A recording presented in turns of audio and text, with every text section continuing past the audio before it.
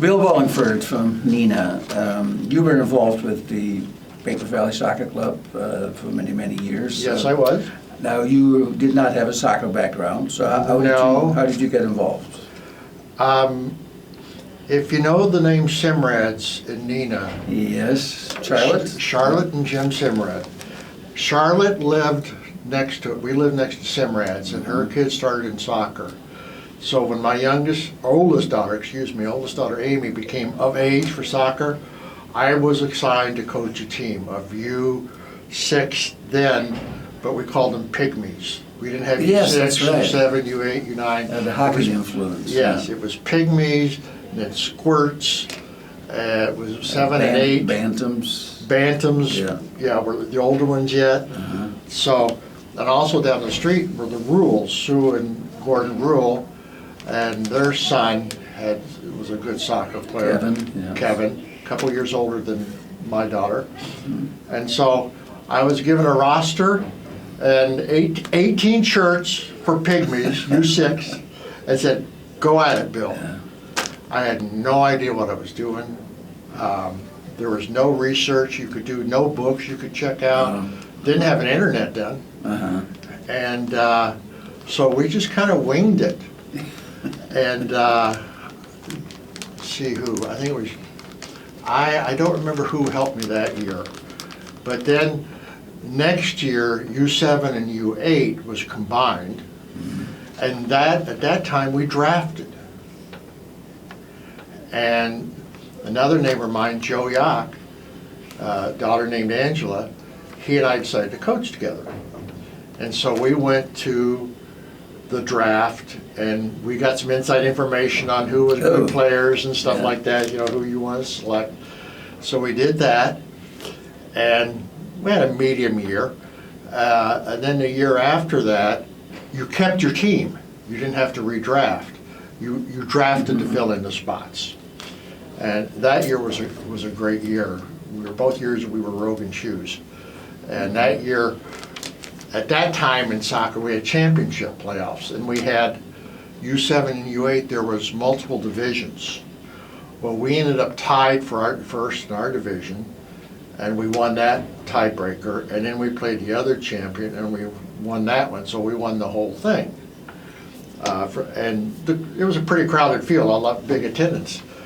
And, the parents and that, we're all jumping, oh boy, we won, and the kids are over on the swings and in the sandbox and on the jungle gym. They could care less, But we needed that enthusiasm from the parents to get involved and help coach. Yeah, and we had, it was 11v11. So Joe Yock's father-in-law made a pegboard, got a piece of pegboard, and he marked the soccer field on it, painted the soccer field on it, and then he made little pegs and put the players' numbers on them. Mm-hmm. So we could say, this is where we put the pegboard. Okay, if you move here, then you move like that with them. We're trying to teach them not to play swarm ball. Right. And that worked really well. That worked really well. To be able to visualize it. Yeah, because they could say, oh, that's my number. That's where I'm supposed to go. So that's how I got started, and that's the first couple But you liked it right away. I liked it. Yeah, I did. I didn't know what I was doing, but I liked it. As a matter of fact, I did research when we were on vacation. We'd go to Florida in the spring, because my wife was a teacher at spring break. I did a lot of research down there in their libraries, or their bookstores. They tended to have more stuff down there, so I was able to get some stuff. And it just kind of progressed along that way. That's my daughter Amy, when she started playing U10, that's when the first girls division started, U9 and U10. And we didn't have enough girls to play 11v11. We couldn't get 18 on the team. So we played 9v9, which was a much better game. And now today, you do that. They recognize that. And so yeah, we played 2 years at 9v9. And then went on, then it was 11v11 after that, because enough girls were playing. And plus, then we started playing teams from Monash and Appleton and stuff Right, like that. yeah. So there's East Central. East Central was starting to get going there. But, yeah, so that's, and then when my younger daughter came along, I didn't coach her the first year, U6, but I coached her after that, Yeah. all the way through U19. And she played soccer, red soccer, as we used to call it, Yes, competitive. yeah, when they became U10s, and back then, you recruited a team. You had to go out and, there weren't tryouts. You went out and said, hey, would you like to play? And Yeah. the parents would get together and say, well, do we want to do this or do we want to do that? It was all parent-driven. And so I put together a team called the Blast, and we stayed together, totally different players over the years that they changed, the roster changed. I think there was only 2 or 3 players on the U19 team that were on the U11 team. So, but that was... But the parents got involved and they recruited in their own neighborhood. So Yeah, social oh, yeah. life improved too because of having the Yeah, kids play with we had a lot of fun. kids. I always say that I was a great teacher, but I wasn't a great coach, because I had never played the game and I didn't understand movements, and I don't care how much you read, you still, Right. you've got to get on the A field. lot of the game is played with the head. Yeah, and if so you- I was a great skills teacher and positioning and stuff like that, a teacher. But the coaching situation, the games, I wasn't, that wasn't my strong I will suit. leave that up to the Keldermans. And Yeah, those kind of yeah. coaches, You were showing us a picture before of that first All-Star team. Yeah, this was in probably about 85 or 86. It was U10, U11 maybe. Now I don't remember. But the All-Star team, we put together a team to go just to tournaments. So these girls played on different teams in Neenah, and then the soccer club bought us uniforms, and the girls were selected. I don't remember if I did it or who did it, but they were just selected randomly. Hey, we want to do a tournament team together, and or an all-star team. So we went to a couple tournaments during the summer, and played competition for Milwaukee and all over the from all over the state. And most of those girls probably ended up on the high school team eventually. Oh, yeah. I'm looking at the picture here. I see Jenny Kilpatrick. She was our goalie for several years. Tori Whitlinger. I believe Kim Gullick was in there. A couple other, Emily Jensen. Yeah. Emily Jensen. Nancy Pomplin, who did not. But I got to look a lot closer at this picture to see if I can recollect who they all are. So anyway, yeah.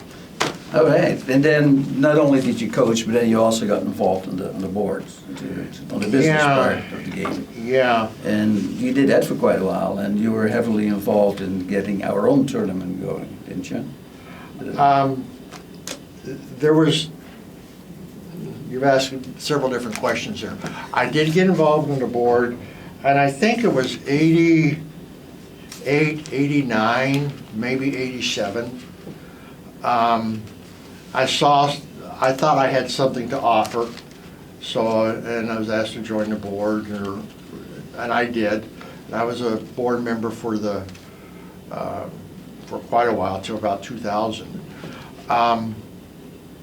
But the thing about when you join the board, your first year on the board, you had to work for Soccer Weekend. Now, Soccer Weekend was for recreational players. It was at the end of the summer. We had a little tournament on Friday and Saturday. Prior to that, just a few years before that, Neenah organized a red tournament. And I believe, if my memory is correct, that Jim Simrad did that through Neenah West Bank. Yes. And the reason they did that is some of these teams we were starting to see red teams or competitive teams develop. And soccer weekend, playing with recreational teams didn't work. You know, they just were so much better, more skilled. So they put together that red tournament, which was June 6th and 7th, I believe, or the first weekend of June. Correct. School was still in session at that point. And so therefore, the tournament at the end of the summer became just for recreational teams. And so I started with that in '88, and I think I was through 2003. I ended up directing that tournament for those years, and it became I'm proud of to say it became a very successful tournament. We arranged it so that the teams had equal competition. So if we had 12 teams in a division, we put it in 3 divisions of 4, so we had 3 champions. So one of the teams, maybe 3 of the teams didn't do so well during the season. At least one of them became a champion, they had competition. We also arranged it that the schedule, my wife was really good at this, is that they played in the morning, a game on Friday night, a game Saturday morning, and a game Saturday afternoon.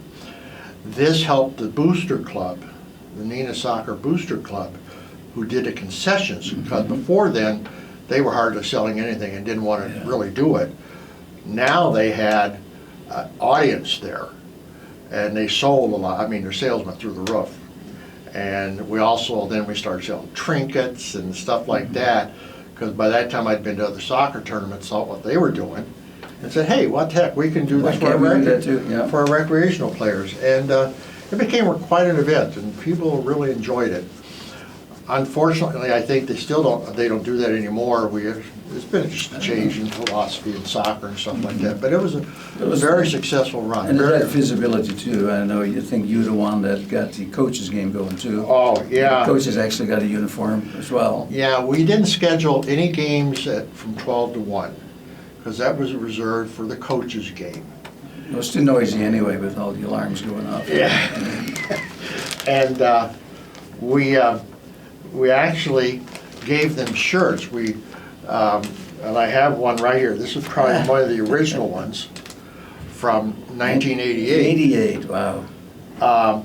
Then we were known as the PVYSC, and We were all kids back then. yeah, we were all kids. Yeah. And so one team got a colored shirt and the other team got the white shirt. And we just threw the shirts on the ground, and whoever wanted to be in the red team on the red team, and wanted to be on the white team was on the white team.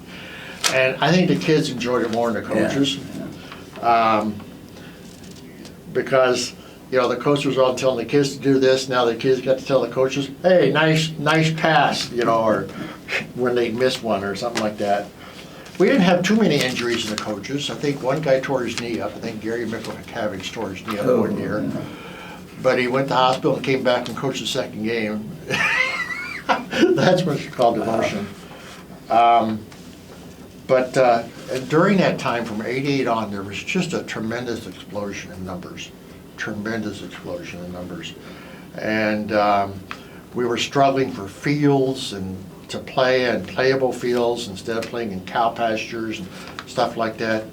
I remember Bob Glass early on going to the county and having the county road grader come to the Kensington fields, and grading it off for soccer fields, because the school said we could use it, but it was not in the best of shape, to say the least. So, you know, we've got those kind of fields.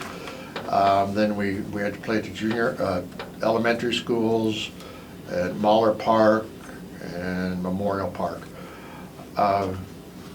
Until, I don't know, about '98, I became president. I did a lot of things, okay? I started off as a girls registrar. All the girls teams, recreational and the competitive teams. Then I was coaching coordinator and ran coaching clinics for new coaches. Or I didn't do it, I had Toby Bars or somebody like that come in and do it. But when I became president, Neenah Soccer Club was kind of had lost its focus, I guess. It was just kind of meandering around and didn't know what to do. So we had a strategic planning meeting on a Saturday, and Dennis from Bonta Company was a facilitator, and we invited people from outside the soccer club. The director of Neenah Public Works, Park and Recreation, Ellen McCoy, is that right? I think that's the right name. Eileen, yes, Eileen. And we had Joe Reckner then from the Soccer Locker, and we had some other people from outside the club, and we went through a strategic planning session. And the biggest thing about the strategic planning session, I couldn't talk. I had no input because they didn't want me to over-influence everybody else's thinking, and that was very smart. Dennis was smart in that. But out of that, It was kind of hard for you to do. yeah. But I saw a lot of really good stuff. So after that, we came out with some changes that were, I think, propelled the soccer club forward. Number one is we had all the competitive teams now had to have the same uniform. Yeah. Okay, they had to be red, white, and black, and we gave them an option. You can have this one or this one or this one, but it has to be one of those. Okay, so now when you went to a soccer tournament, you could see, oh, there's some Neenah teams over there, let's go watch it. Before, everybody had their own, and they might have pink and green and orange, whatever was the flavor of the day. The other thing is we put in tryouts for competitive teams. Before that, it was always parents who knows who, or who had the money. It wasn't the best process, and there was a lot of hard feelings about it and stuff like that. So we started that. And then right after that, within a year after that, I got a call from Bob, I can't remember his name, from Great Northern Company. Bob Brown. Bob Brown, right, Bob Brown. And he had talked to Eileen about the school property at Kensington, that they were going to sell that for housing. And he said there's a better use for that, for green space. So he asked her if he could buy that and give it to the city. And she said, well, why don't you talk to Bill Wallingford at the soccer club? They're the prime users of that. He might have some ideas. So Bob Brown and I met at Seasons Restaurant, and I showed him our strategic plan. And he says, you guys got your shit together, don't you? And I was, oh yeah, I guess so, yeah, thank you, sir.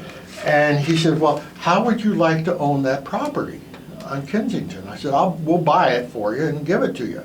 Buy it from the school board and give it to you. And I said, oh, that's really great. I said, but we don't want to be asset owners. Okay, we don't want to have to be responsible for all that. I says, we're a volunteer organization and all kinds of good reasons. So I said, why don't you buy it and give it to the city, but we have first right of refusal on it. And he said, that's a great idea. And that's what they ended up doing. They bought the soccer fields and gave it to the city. And I think they put in bathrooms there, which we didn't have before. There's a play area there. There's a little bit of parking. I think the Rotary, one of the service clubs, landscaped it. So now we have dedicated soccer fields. Then what we were able to do is move all the U5s, U6s, U7, U8s to one location to play. And that, we ended up creating a community, because the 5s and 6, by that time they had to play small-sided. We were playing small-sided. And you split the teams in half, 4, 4, 4, 4, and then they play each other, those 4, and then they switch at halftime and play the other 4. And the parents would sit in the middle and just have to turn their chairs around and communicate with each other. And the 7 and 8s, we didn't divide the 7 and 8s, but again, it was the same community. You'd come there and you'd see other people playing soccer, maybe not on your team. Whereas before you went to an elementary school and you saw one team, that was the other team, and you left. You didn't know how big or how much, what you were part of. So. And the advantage to the kids was playing in a smaller group, they got to touch the ball a lot more. Oh, yeah, They had to especially small visualize sided, things, yeah. predict things, yeah. So Yeah. you developed the skills. So that small-sided soccer was mandated by the state. And we had some initial opposition to it. Parents would say, well, when are they going to play real soccer? Yeah. And what we tried to do was explain to them, you don't see 11 people around the ball or 22 people around the ball in a soccer game. You see 2 or 3, maybe 4. So what we're doing, we're playing real soccer. Because it's what you try to do, I think, in soccer is have more on your team with the ball than the other team. 3v2 and stuff like that, and pass it around. And that's what we're trying to teach these young kids, how to pass it around. When you get 11 players on the field, 10 teammates all yelling for the ball, no. So that has worked out, I think, extremely well. And the field's really helped us do that. When you were coaching director, you also did go out to practices and work with coaches out in the field, didn't you? No. Oh, I thought you did. No. What we did is we brought in coaches to do that. But you initiated a program. I initiated the program to do that. We would have a coaching clinic before the season started and just introduce them to the basic stuff and give them a few handouts and stuff like that. But then we hired, some guys would come over from England, and they would go around to, I believe they were from England, they would go around to the fields, and they had a set schedule where they went and worked with the different teams and with the coaches that way. And a third party was a lot better than Bill Wallingford telling them this is what they should do.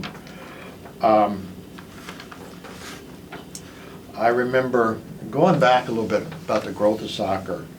The girls didn't start their separate divisions till U10 when it was 9v9, and then it went to U12, U14, U16, and then reverse 7 and 8, 9 and 10. There's just a big explosion in soccer.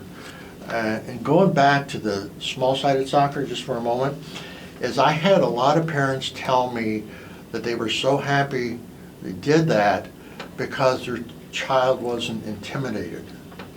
Right. They weren't intimidated. They went out there and they played, and there was only 3 or 4 other people around, and they weren't, the masses, the hordes weren't coming at them. And good point. Yes. Yeah, so that worked extremely well.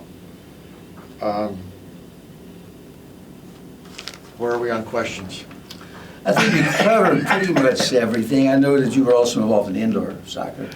Yeah, we started an indoor program was started. It was at Shattuck, and several gyms there. We played, it was like hockey where you played off the wall. We did that. Then Soccer Heaven opened, and we were able to use Soccer Heaven for indoor, and then had multiple fields, and that was a lot of, I thought, a lot of fun.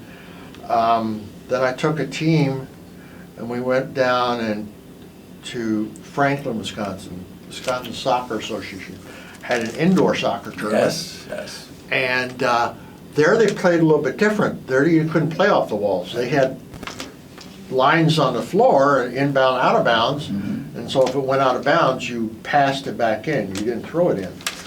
And I thought that was the greatest game ever because it taught skills rather than bouncing the. It's not a realistic thing. Yeah. And so we ended up winning that tournament, and that was a pretty proud day. And then we stopped at McDonald's or someplace to eat on the way home. And the girls took off their shoes, and they had blood on their socks. I said, why didn't you tell? We could have done. Oh, I wanted to play. I didn't want you to take me out of the game, Coach. All right, okay. No harm, no foul, I guess.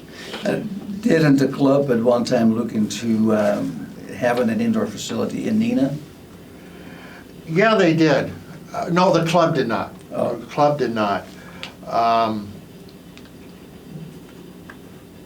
I was part of a group that wanted to look at putting one of those air domes in, but the finances just didn't work out because there was no income in the summer.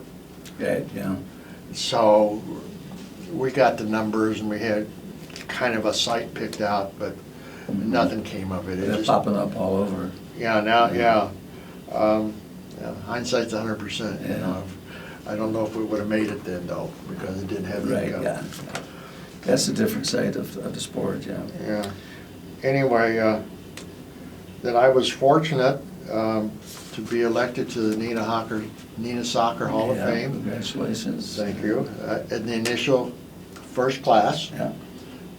And I was reading about it last night when I was doing some more research, and I still can't believe that people thought enough of me to include me in there, because when you got yourself, I believe, and Harry Kelderman and Abe Van Geffen and all those guys that you looked up to help you, but you're included with them. So that was, for me, very humbling and a great honor.